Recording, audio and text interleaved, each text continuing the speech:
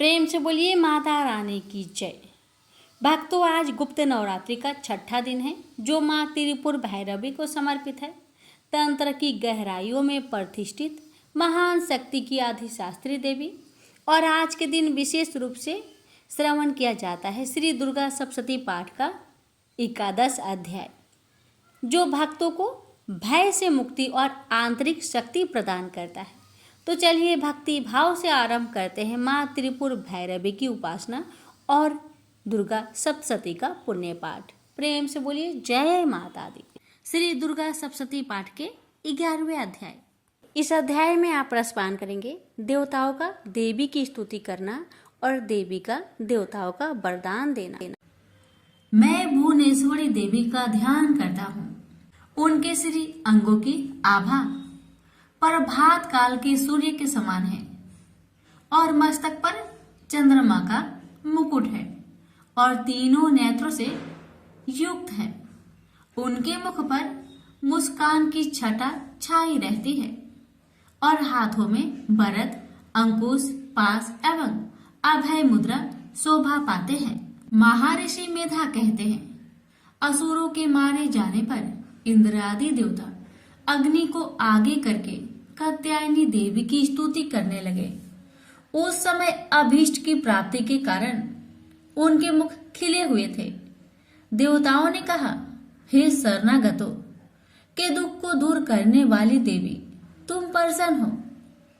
हे संपूर्ण जगत की माता, तुम प्रसन्न हो। विंध्येश्वरी, आप विश्व की रक्षा करो, क्योंकि तुम इस जड़ और अजर की ईश्वरी हो। हे देवी, तुम ही संपूर्ण जगत की आधार रूप हो, क्योंकि तुम पृथ्वी रूप में भी स्थित हो और अत्यंत पराक्रम वाली दुर्गा देवी हो। तुम विष्णु की शक्ति हो और विश्व की बीज परमाया हो और तुमने ही इस संपूर्ण जगत को मोहित कर रखा है।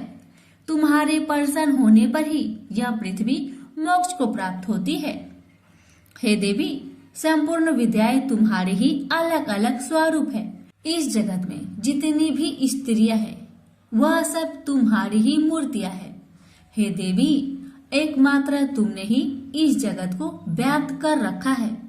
तुम्हारी स्तुति किस प्रकार हो सकती है, क्योंकि तुम परम बुद्धि रूप हो और संपूर्ण प्राणी रूप स्वर्ग और मुक्ति देने वाली हो। अतः इसी रूप में तुम्हारी स्तुति की गई है। तुम्हारी स्तुति के लिए इससे बढ़कर और क्या युक्तियां हो सकती है। संपूर्ण जनों के हृदय में बुद्धि रूप होकर निवास करने वाली, स्वर्ग तथा मोक्ष प्रदान करने वाली हे नारायणी देवी, तुमको नमस्कार है। कला, काष्ठा आदि रूप से अवस्थाओं को परिवर्तित की और ले जाने वाली तथा प्राणियों का अंत करने वाली नारायणी, तुमको नमस्कार है। हे नारायणी, संपूर्ण मंगलों के मंगल रूप वाली हे शिवे, हे संपूर्ण प्रयोजनों को सिद्ध करने वाली हे शरणगत वत्सला, 3 नेत्रों वाली गौरी, तुमको नमस्कार है। सृष्टि, स्थिति तथा संहारों की शक्ति भूता सनातनी देवी, गुणों का धार तथा सर्व सुखमयी नारायणी, तुमको नमस्कार है। हे शरण में आए हुए शरणागतों की, दीन दुखियों की रक्षा में तत्पर रहने वाली, संपूर्ण पीड़ाओं को हरने वाली हे नारायणी, तुमको नमस्कार है। हे नारायणी, तुम ब्राह्मणी का रूप धारण करती हो तथा हंसों से जुते हुए विमान पर बैठती हो और कुछ से अभिमंत्रित जल छिड़कती रहती हो। तुम्हें नमस्कार है। महेश्वरी, रूप से त्रिशूल, चंद्रमा और सर्पों को धारण करने वाली हे महा वृषभ वाहन वाली नारायणी, तुमको नमस्कार है। मोर तथा मुकुटों से घिरी रहने वाली महाशक्ति को धारण करने वाली है कौमारी रूप धारिणी निष्पाप नारायणी, तुम्हें नमस्कार है। हे शंख, चक्र, गदा, फण, स्त्रांग, धनुष रूप आयुधों को धारण करने वाली वैष्णवी शक्ति रूपा नारायणी, तुम हम पर प्रसन्न हो।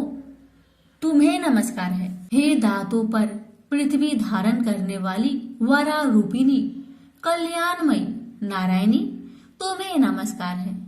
हे उग्र नरसिंह रूप से दैत्य को मारने वाली, त्रिभुवन की रक्षा में संलग्न रहने वाली नारायणी, तुम्हें नमस्कार है।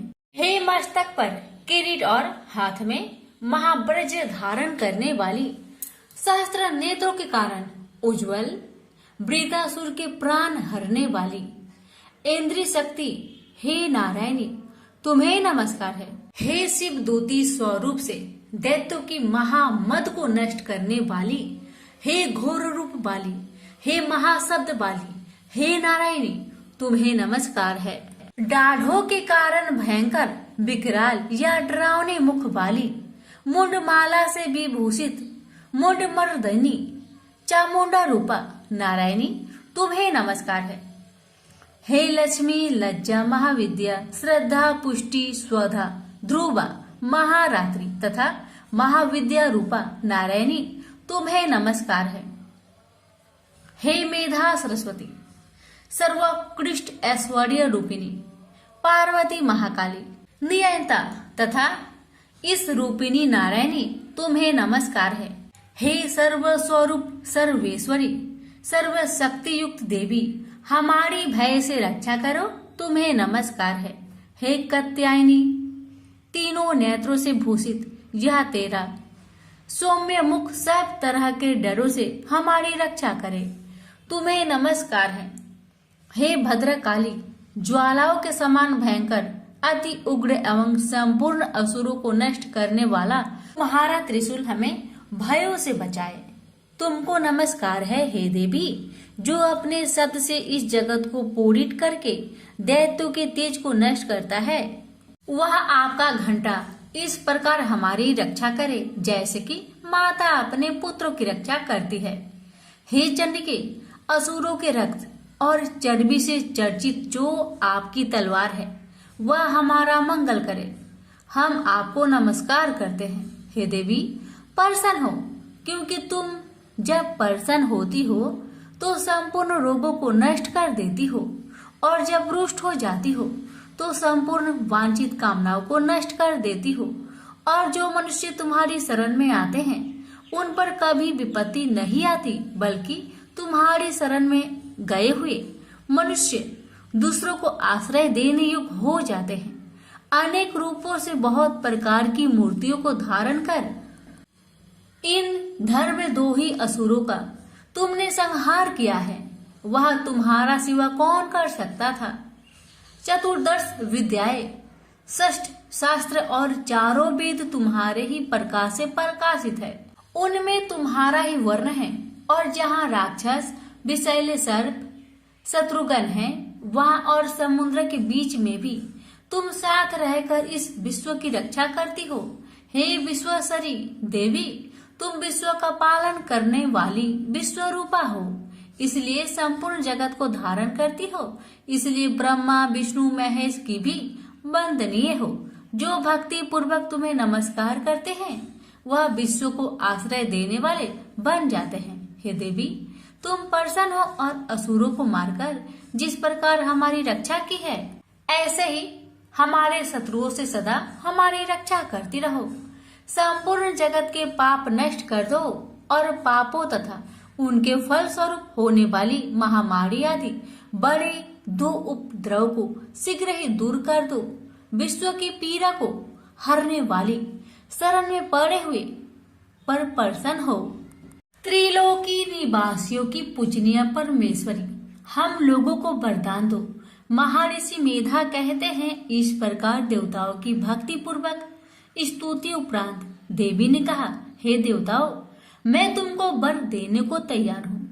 आपकी जैसी इच्छा हो वैसा वर मांग लो, मैं तुमको वर दूंगी। देवताओं ने कहा, हे सर्वस्वरी, त्रिलोकी के निवासियों की समस्त पीड़ाओं को तुम इसी प्रकार हरती रहो और हमारे शत्रुओं को इसी प्रकार नष्ट करती रहो। देवी ने कहा, वैवस्वतः मनवंतर के 28वें युग में 2 और महासुर शुभ और निशुभ उत्पन्न होंगे। उस समय में नंद गोप के घर में यशोदा के गर्भ से उत्पन्न होकर विंध्याचल पर्वत पर शुभ और निशुभ का संहार करूंगी और फिर अत्यंत भयंकर रूप से पृथ्वी पर अवतीर्ण होकर मैं वैपरिचित नामक दानवों का नाश करूंगी। उन भयंकर महाअसुरों को भक्षण करते समय मेरे दांत अनार पुष्प के समान लाल होंगे। इसके पश्चात स्वर्ग में देवता और पृथ्वी पर मनुष्य मेरी स्तुति करते हुए मुझे रक्त दंतिका कहेंगे। फिर जब 100 वर्ष तक वर्षा न होगी तो मैं ऋषियों की स्तुति करने पर अयोनिज नाम से प्रकट होंगी और अपने 100 नेत्रों से ऋषियों की ओर देखूंगी। अतः मनुष्य सक्ताची नाम से मेरा कीर्तन करेंगे। उसी समय मैं अपने शरीर से उत्पन्न हुए प्राणों की रक्षा करने वाले शाकों द्वारा सब प्राणियों का पालन करूंगी और तब इस पृथ्वी पर शाकंभरी के नाम से विख्यात होंगी और इसी अवतार में मैं दुर्गा नामक महाअसुर का वध करूंगी और इससे मैं दुर्गा देवी के नाम से परिचित होंगी। इसके पश्चात जब मैं भयानक रूप धारण करके हिमालय निवासी ऋषियों महर्षियों की रक्षा करूंगी तब भीमा देवी के नाम से मेरी ख्याति होगी और जब फिर अरुण नामक असुर तीनों लोगों को पीड़ित करेगा तब मैं असंख्य भ्रमरों का रूप धारण कर उस महादैत्य का वध करूंगी। तब स्वर्ग में देवता और मृत्यु लोक में मनुष्य मेरी स्तुति करते हुए मुझे ब्राह्मणी नाम से पुकारेंगे। इस प्रकार जब जब पृथ्वी राक्षसों से पीड़ित होगी तब तब मैं अवतरित होकर शत्रुओं का नाश करूंगी। से बोलिए दुर्गा माता की जय। प्यारे भक्तों, इसकी आगे की कथा अगले अध्याय में अवश्य सुनिएगा। माता रानी आप सभी भक्तों पर अपनी कृपा सदा बनाए रखे। जय माता दी।